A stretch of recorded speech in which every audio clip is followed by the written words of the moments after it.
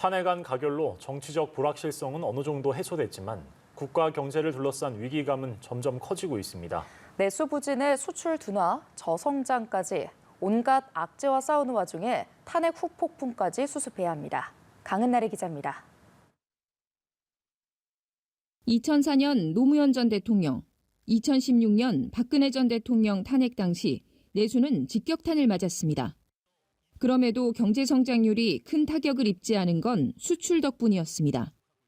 각각 중국 경기 호황, 반도체 사이클 상승세라는 대외 환경이 주요했습니다. 또다시 탄핵 국면을 맞은 2024년 말, 이번엔 경제 회복 과제의 난도가 만만치 않습니다.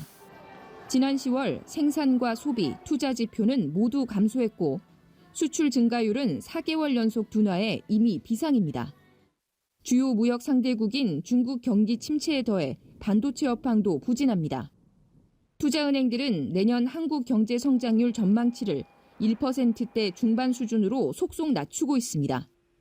암울한 전망은 기획재정부의 자체 진단에서도 나타납니다. 계엄 사태 이후 처음 낸 경제 동향 자료에서는 경기 회복이라는 문구가 14개월 만에 빠지고 하방 위험 증가 우려라는 표현이 등장했습니다.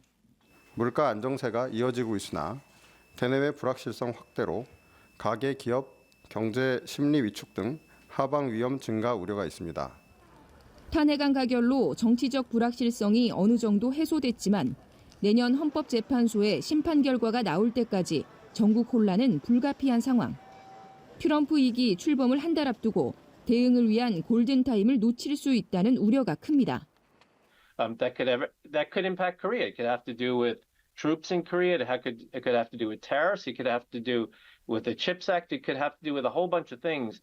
And there's nobody at home in Korea. There's nobody there. 다만 외환 보유액과 건전성 등 국가 경제의 기초 체력을 고려하면 탄핵 정국이 경제에 미칠 부정적 영향은 제한적이고 단기적일 것이란 전망도 나옵니다. 대외 순자산이 지금 GDP의 한 50%쯤 됩니다. 한국에 당장 투자하는 거를 꺼려하고 하는 부분이 있을 것이라는 점은 부인할 수 없지만 국가적인 위기로 치닫게 할 만큼 그럴 정도는 아닐 것이다. 무디스 등 국제신용평가사들은 한국의 신용등급이 여전히 안정적이라고 평가하면서도 정치적 여파가 장기화할 상황에 예의주시하고 있습니다. 공직재임 기간 대통령 탄핵 사태를 세 번째 경험하게 된 최상목 부총리 겸 기획재정부 장관으로선 위기관리 능력이 시험대에 오르게 됐습니다. 연합뉴스 TV 강은나래입니다.